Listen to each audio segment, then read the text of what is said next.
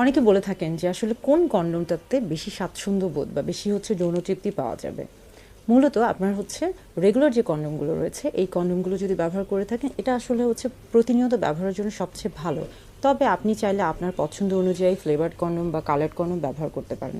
এছাড়া আমরা যদি বলে থাকি যে কিছু রয়েছে আপনার আমরা বলে থাকি যে ডটেড কন্ডম রয়েছে, যেগুলোতে কিছু কিছু ডট ডট দেওয়া থাকে।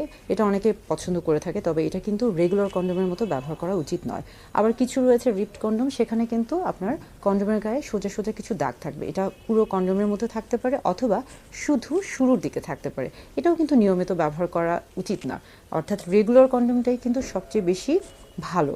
এবং এটা কিন্তু দেখা যাচ্ছে যে আপনি যখন রেগুলার কন্ডম ব্যবহার করবেন তখন কিন্তু আপনার স্বাভাবিকভাবে আসলে যৌন তৃপ্তি বা সুখটা কিন্তু নির্ভর করছে আপনার উপর।